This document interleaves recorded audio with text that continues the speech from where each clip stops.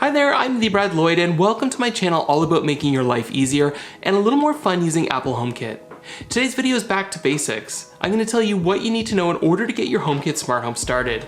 I'll give you an idea of what's possible and share some considerations to avoid making some of the mistakes that I've made along the way. I'll share products that I recommend and some, in my opinion, to avoid.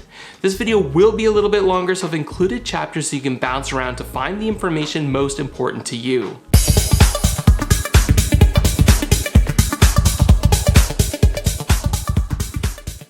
When I started my smart home, there were far fewer options available than there are today, and the cost of many of these HomeKit products have gone down considerably, making it more affordable to use the HomeKit platform.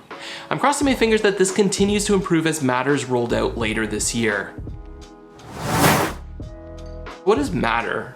Currently, when choosing products for your smart home, you need to look for the Works with Apple HomeKit logo. There's still many products that don't work with Apple HomeKit. From what I've been told, the HomeKit certification process can be challenging and costly, so sometimes it's easier for manufacturers to omit HomeKit support. This can make it difficult for consumers to find products that will fit with their smart home and limits options. Matter's a new smart home standard that should help to simplify this process.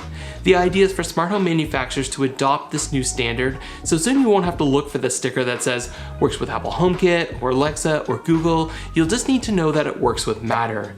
It's expected that the first Matter certified products will be available later this year, and that's really exciting for the smart home industry, and in my opinion, HomeKit users may benefit the most from this new standard. So why choose Apple HomeKit for your smart home? There are many options available and they all have pros and cons. I've only used Apple HomeKit because, well, I'm an Apple guy. I trust Apple more than the competition, especially when it comes to privacy. And I love how well Apple products integrate together. The more Apple products and services you use, the better the experience, and I find this to be the case with HomeKit as well. It's not perfect, but it's reliable and it's constantly improving. To get started with HomeKit, you really just need an iPhone, though if you're serious about building your smart home, the first thing I recommend is making sure that you have a home hub. This could be an Apple TV that runs tvOS, an iPad that doesn't leave your home, or a HomePod including the HomePod Mini.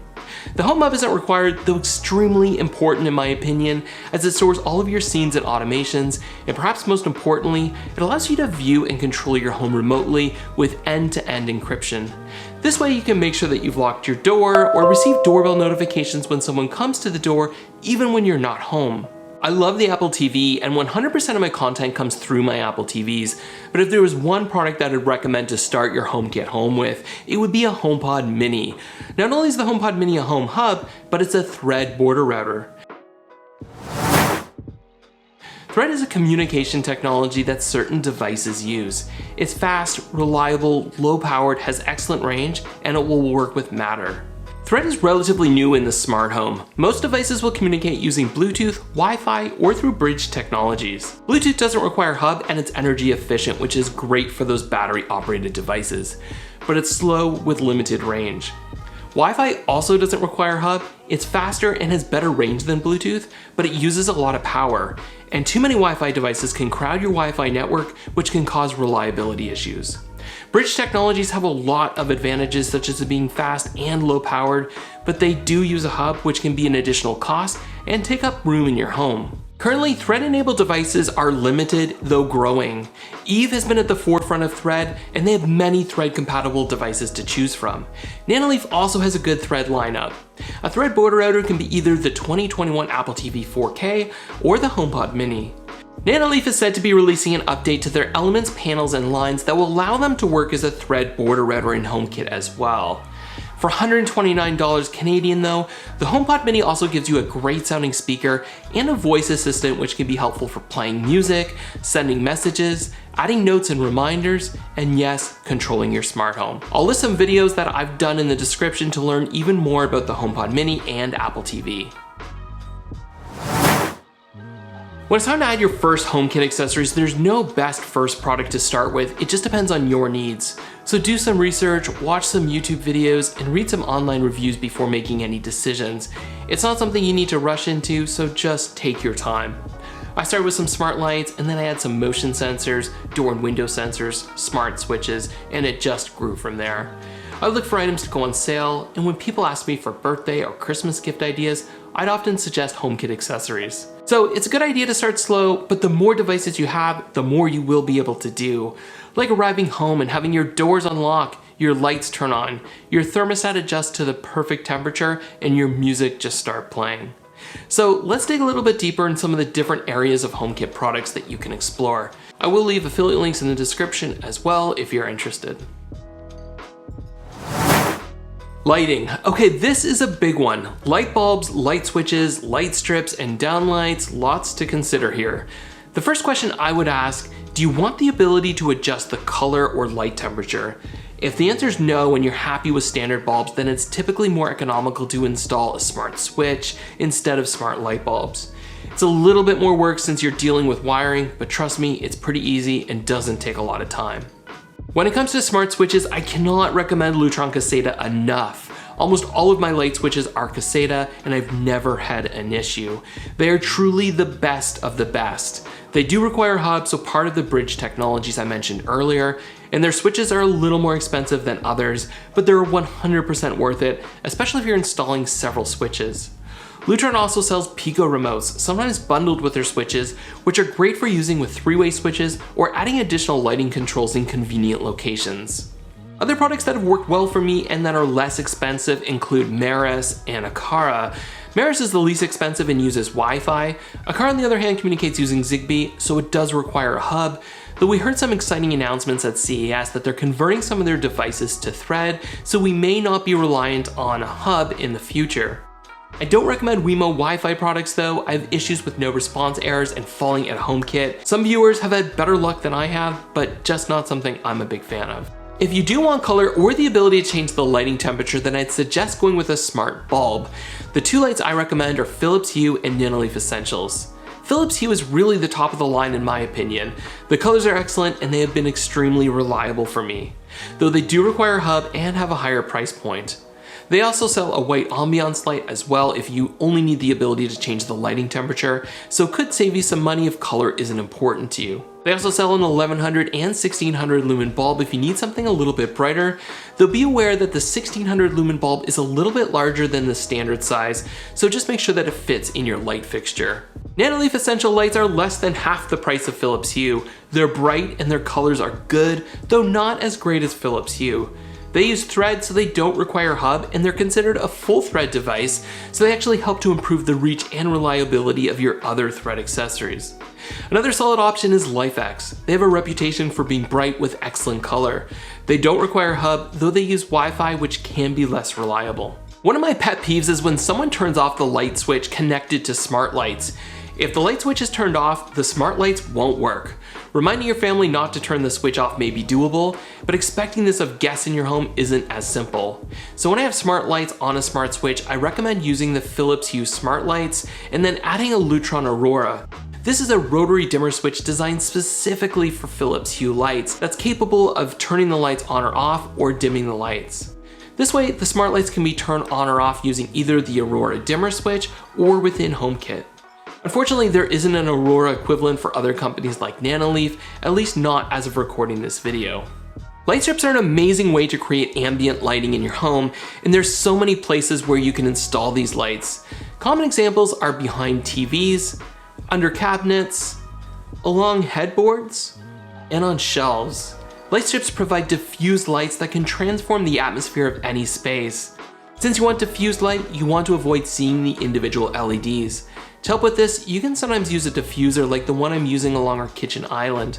I got these off of Amazon and it certainly does help. You also want to make sure that there is space between the LED strip and the wall to allow room for the diffused light to spread out. There's so many great options when choosing a light strip. It's hard to get my favorite because there's so many good ones. Again, Philips Hue and Nanoleaf are great, and I also like Eve. The Eve light strip uses Wi-Fi, but it's also very bright and the colors are great. If you're looking for a really fun light strip though, I highly recommend the Onvis K1 Chameleon light strip. This is an addressable light strip so you can use multiple colors at the same time. It looks amazing and there's some really cool effects available. Like the Eve light strip, this one uses Wi-Fi. It's not as bright as some of the other light strips that I've mentioned, but if you like the option to customize individual sections of the LED strip, then this one can be a lot of fun. Maris also has a light strip, and while I've never used it, I've heard great things about this product, especially for a very reasonable price. I have one of these on the way to me right now, so stay tuned for a video review once I've tested it out. The only light strip that I really don't recommend is the VocoLink light strip. It's not super bright, the colors, especially the whites, are terrible, and it just isn't reliable. It might work if you just need a light in the closet, and some have told me that VocoLink works fine for them, but personally, it's one that I would stay away from. Aside from switches, light bulbs, and LED strips, there's also some lamps that you can consider, including some from Maris, like the ambient light that I've been using for several months and absolutely love. I'll link my review on this one in the description. It's a great little light that I keep in my great room as an accent light, but it would also work well as a bedside or desk lamp. And if you're looking for something wireless, then there's options as well, including the Philips Hue Go, and my favorite HomeKit accent light, E-Flare.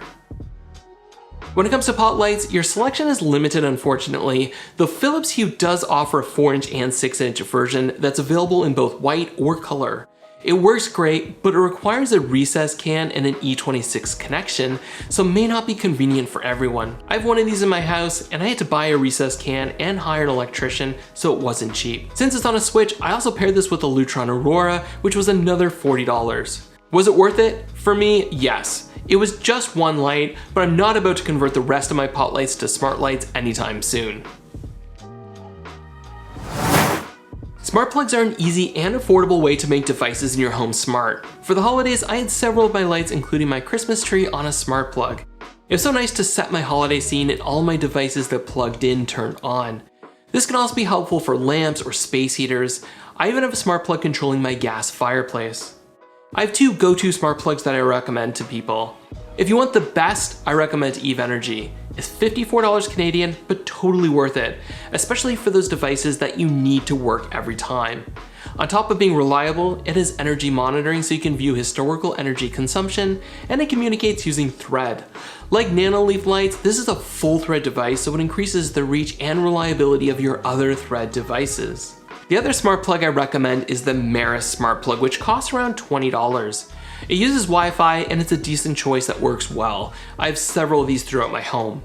Honorable mention goes to Aqara here. Aqara uses a hub and costs around $42, so sort of in the middle price-wise, but it's also been reliable for me. Smart plugs to avoid would be Wemo. They often fail to respond and fall out of HomeKit for some reason. Honestly, not a fan, though Wemo just announced at CS a new smart plug that will be Thread compatible, so I'm looking forward to giving Wemo another try once that comes out.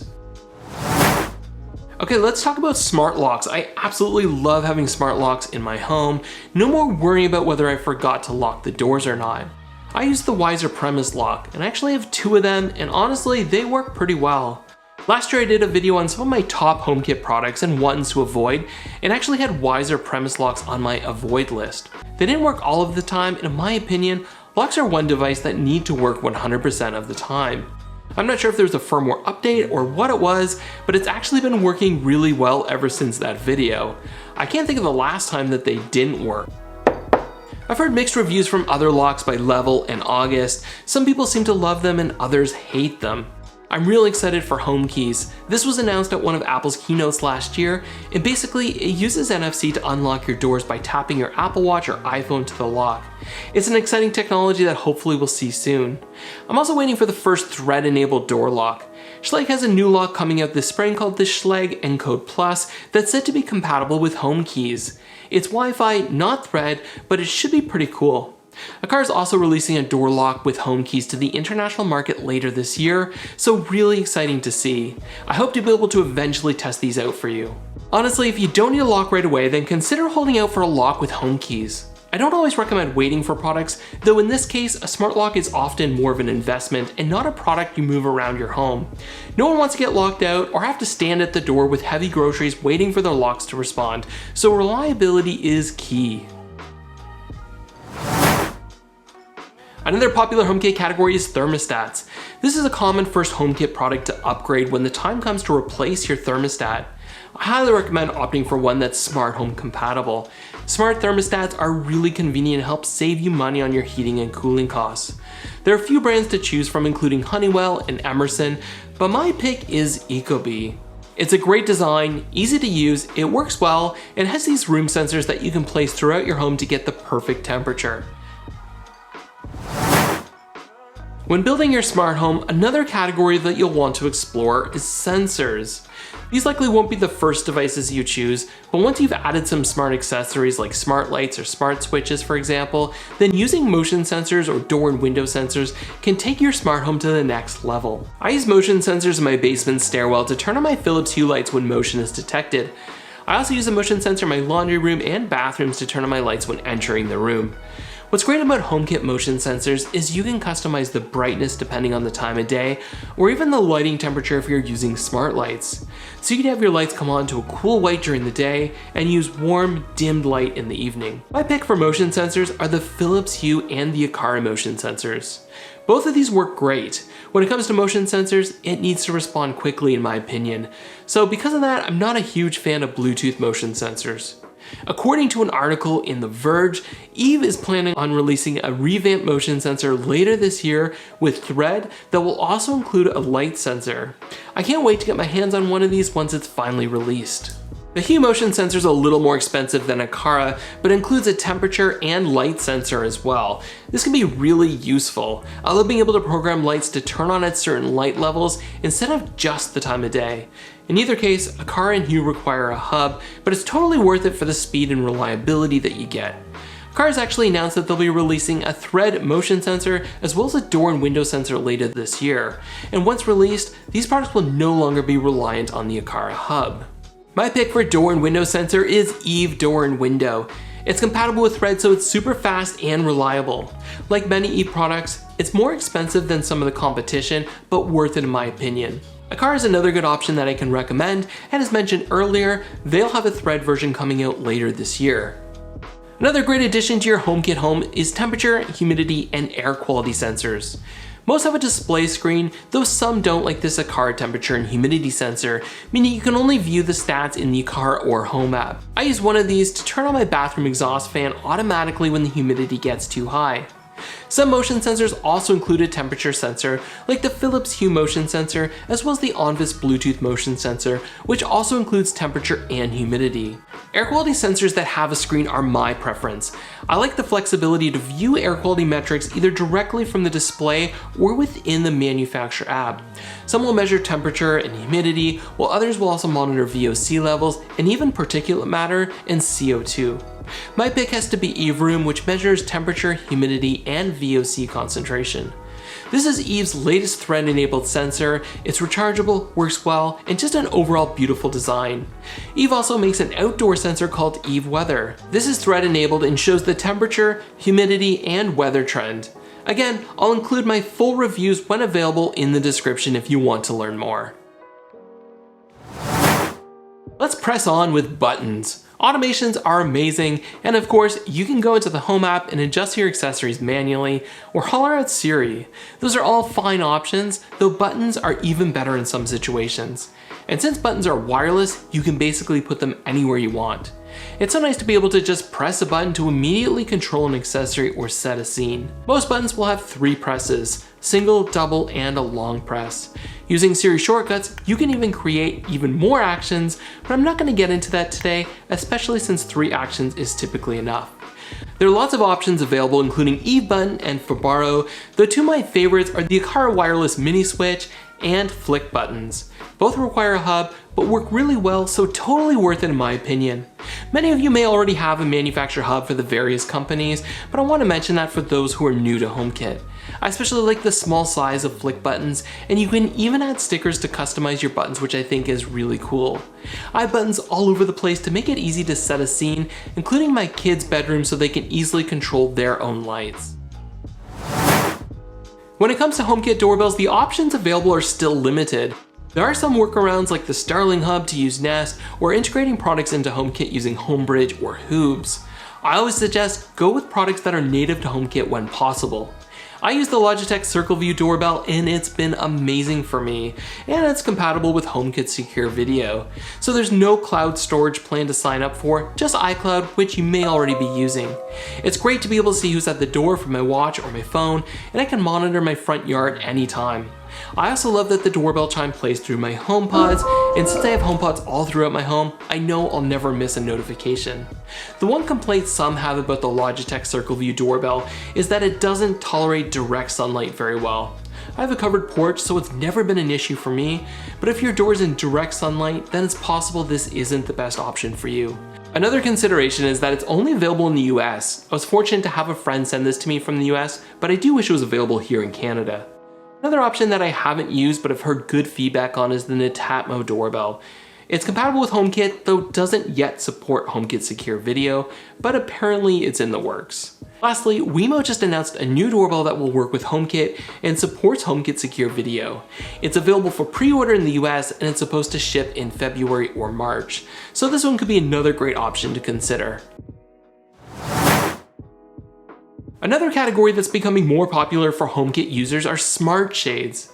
I would say that this isn't most people's first HomeKit product, but just think of the convenience of being able to open and close all of your shades with one command and integrating these into your scenes automatically based on the time of day or even the temperature. It sounds pretty nice to me, but they can be very expensive, especially if you have a lot of windows.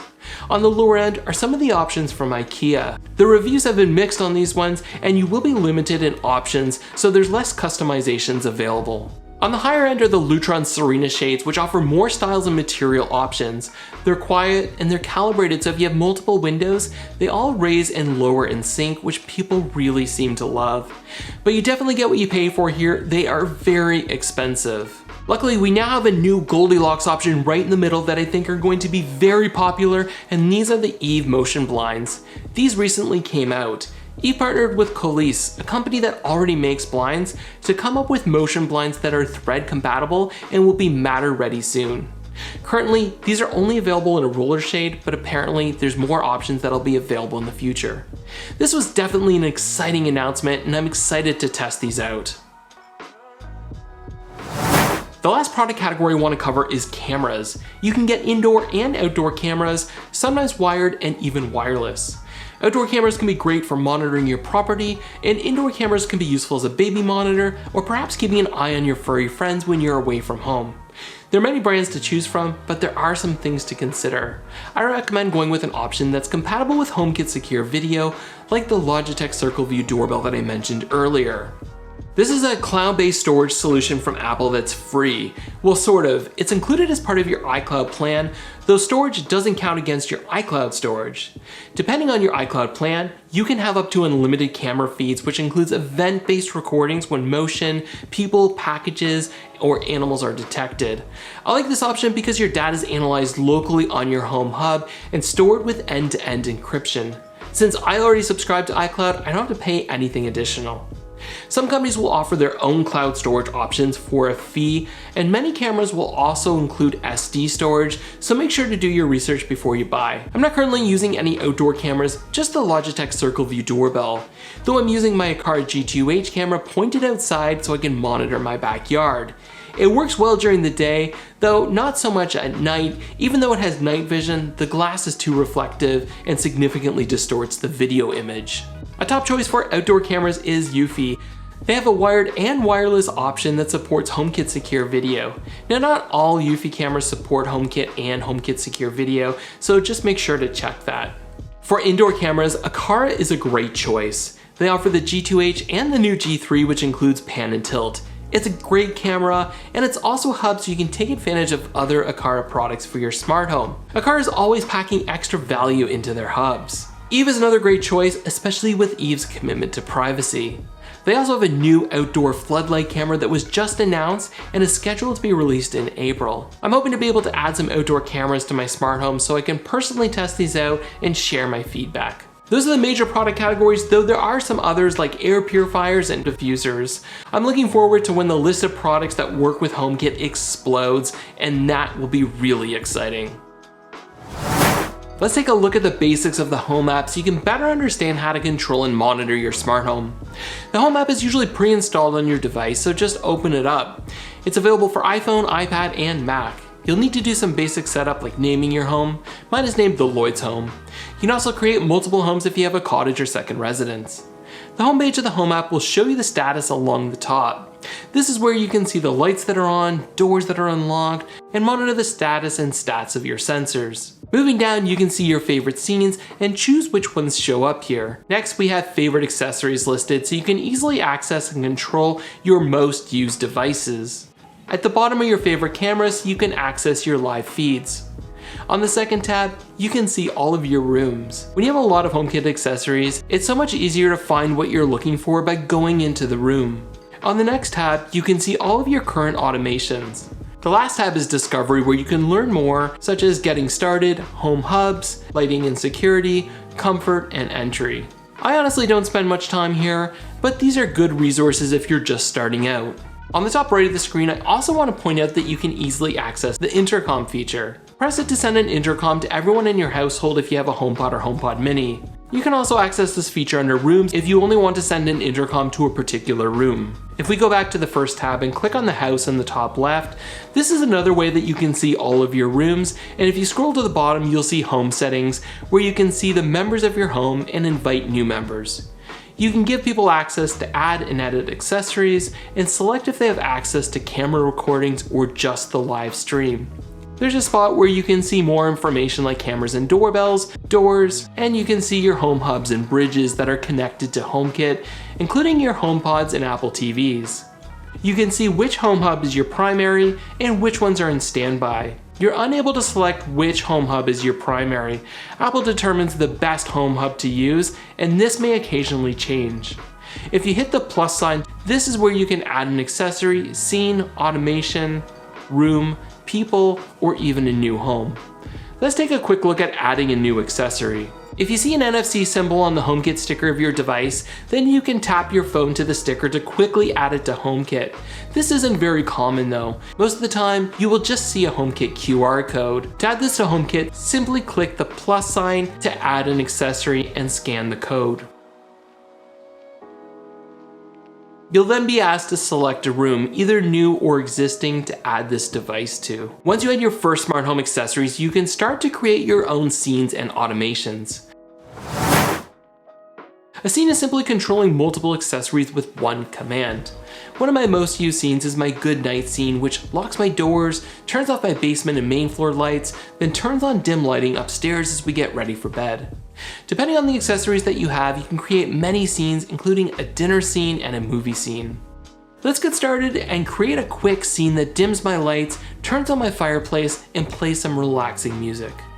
Hit the plus sign and click Add Scene. Let's call this scene Cozy. This is the name that you will ask Siri to set when you want it to run. When you click Add Accessories, you will see everything listed room by room. I'm going to scroll down to my great room and select the devices that I want to include in this scene. I'm going to include my fireplace, my HomePod Mini, and a few of my lights. Once you've selected what you want, click Done. Then tap each accessory to choose the action you want to perform. For more options, long press the accessory so you can adjust the brightness and color temperature of lighting, assuming you're using smart lights compatible with this feature. To add music, below your accessories, you will see an option for media. Select audio and click whether you want to play, pause, resume, or adjust volume only. In this case, I want to play music, so I'll click Choose Audio and select the music and playlist that I want. Now choose whether you want to use the current volume or set a custom volume. Hit the left arrow to go back to the previous screen.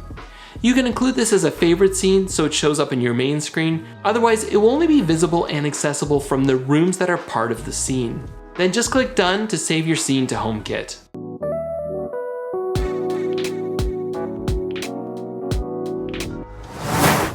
Then there are automations. This is where smart accessories really get smart. You can create an automation based on location. I like the lights to come on and music to start playing when I arrive home. You can also create an automation based on a time of day, so maybe every day at 9 p.m. you want to lock your doors. I also have an automation that gradually turns on my indoor lights as sunset approaches. Then there's the option to create an automation based on when a sensor detects something, like turning on lights when motion is detected, or turning on a heater when a temperature reaches a certain point, or turning on lights when a door or window sensor is triggered. You can use some third-party apps to create some advanced automations using conditions, which can be really useful. Examples of third-party apps include Controller for HomeKit, HomePlus 5, and the Eve app. I use all three of these apps and they work great, though the Eve app is free even if you don't own any Eve accessories. A condition allows you to say, when something happens, do this, unless. The simplest example I like to use is when motion is detected, turn the lights to 100% unless the lights are already on. This way, if you've adjusted your lights to a desired light level, they won't keep turning to 100% each time motion is detected. Let's create a simple automation to turn on my outdoor lights from sunset to sunrise. Click the plus sign and select Add Automation. Here, we'll select a time of day occurs. I will leave it as sunset, but if you click the eye to the right, then you can adjust as needed. For example, 1 hour before sunset. Then select the days of the week. I'll choose all 7 days, and you can also add this automation based on when someone arrives home, but I'll leave this off. Click Next, then scroll down to your accessory. My room is called Outdoor, and the accessory name is Porch Lights. Make sure to choose Turn On. At the bottom, there's an option to turn off the accessory after a certain time frame, from 1 minute to 4 hours. Since I want my lights to turn off at sunrise, I will keep this to never and click done. I'll create a separate automation to turn my lights off at sunrise in the same way that I just did. Essentially, I'll need two automations, one to turn my lights on and another to turn them off. No two smart homes need to be created equally. We all have individual needs, and that's why the flexibility of a smart home is so great. Find out what works best for you and your family. I'll link a video in the description that goes over my HomeKit tips for an even better smart home. And if there's anything you want me to cover in more detail in a future video, be sure to let me know in the comments, as I'm currently planning out the direction and content for my channel in 2022. As I said at the beginning, do your research just like you're doing right now watching this video, and consider watching and supporting a range of other creators who work really hard to put out good content on YouTube, blogs, Insta, Twitter, and check out the perspectives of others. We all have different needs and preferences, so the more information that you have, the better. You can also go to my channel and select the channels tab where I list other creators that I recommend. That's it for this week's video. I hope you found it helpful. I know it's a bit of a longer one, so thanks for sticking with me. As always, thanks for watching, and I'll talk to you soon.